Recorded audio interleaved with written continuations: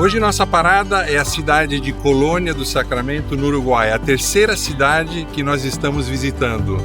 Pronto para explorar? Vem com a gente! Se existe um cantinho que parece ter dado uma pausa no relógio, é Colônia del Sacramento, no Uruguai. Fundada pelos portugueses em 1680, essa cidade às margens do Rio da Prata viveu quase um século num cabo de guerra entre Portugal e Espanha. Essa briga só acabou quase 100 anos depois, quando a coroa espanhola levou a melhor. Hoje, o centro histórico é um patrimônio mundial da Unesco e conserva uma mistura deliciosa de traços portugueses, espanhóis e pós-coloniais. Colônia fica no sudoeste do Uruguai, colada à fronteira fluvial com a Argentina. Foram 2 horinhas de ônibus desde Montevidéu, uma viagem tranquila e cheia de paisagens bonitas pelo caminho. A gente resolveu curtir tudo sem pressa e se hospedar numa pousadinha muito fofa por 2 dias.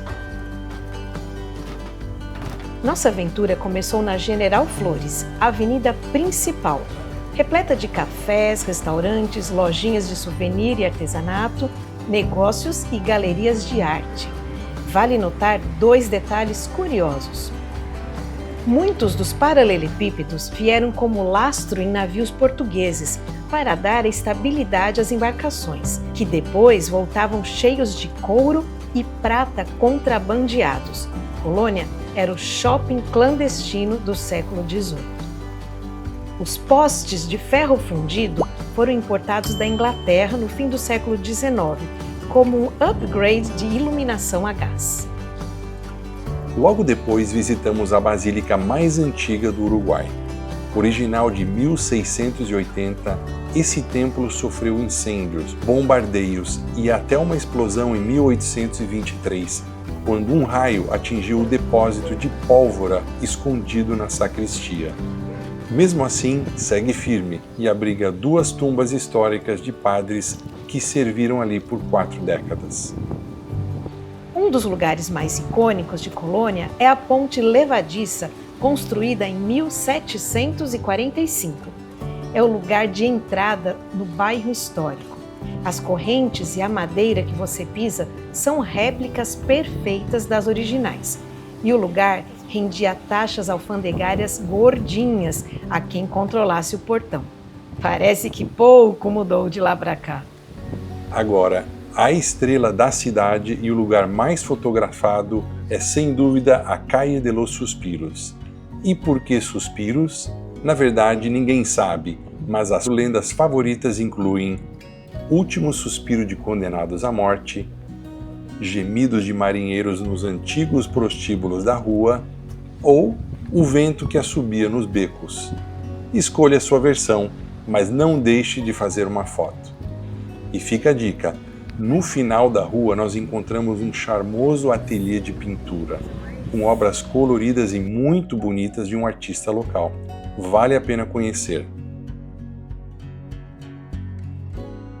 Subindo o morrinho, chegamos à construção mais alta da cidade, o Farol de 1857, com 26 metros de altura, construído sobre as ruínas do convento de São Francisco, no século XVII, usando as pedras originais do convento. Uma dica: abre normalmente de quinta a domingo, mas cheque antes porque depende da marinha e os horários são bem alternativos. Curiosidade: o farol original usava querosene, depois gás acetileno e só em 1997 ganhou painéis solares. E perto do farol, descobrimos a casa onde morou o irmão do famoso artista uruguaio Carlos Paz Vilaró, aquele da Casa Pueblo, em Punta del Este.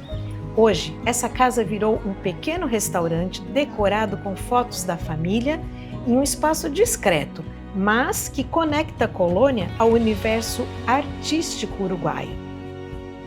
Um ponto perfeito para apreciar o rio e tirar belas fotos é o Bastião de São Pedro. Ali você pode caminhar pelas antigas muralhas de pedra. De um lado, a beleza natural das águas do Rio da Prata e do outro lado, a cidade cheia de história. É aquele tipo de lugar onde a natureza e o passado se encontram em perfeita harmonia. E se você tiver vontade de explorar e andar, um passeio muito interessante é caminhar pela Rambla, um calçadão de 5 km beirando o Rio da Prata. Brisa constante e paisagens muito bonitas. A parada clássica, é claro, é o letreiro Colônia no final da caminhada. Lugar ideal para uma foto ou para gravar a abertura de um vídeo. E quase no fim da Rambla, perto do letreiro, está a Plaza de Toros, construída em 1910. Com capacidade original para 8.000 pessoas, essa estrutura de ferro foi trazida da Grã-Bretanha.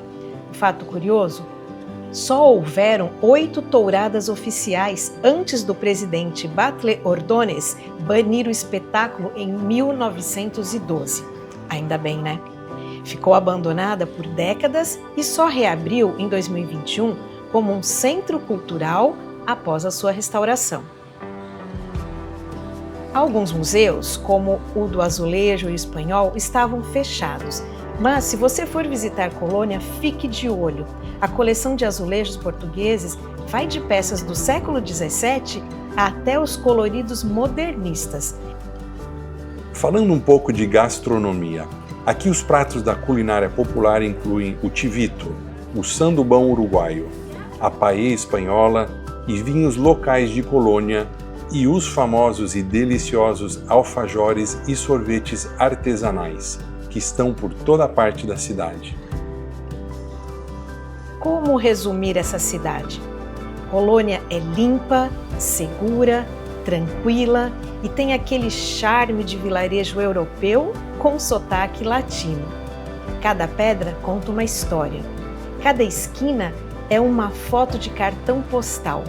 E cada pôr do sol parece uma cena de filme. Colônia é daquelas cidades que não só se visita, se sente, se vive e se leva para sempre na memória. E se você gostou desse vídeo, dá um like, se inscreva no canal e siga as nossas próximas aventuras.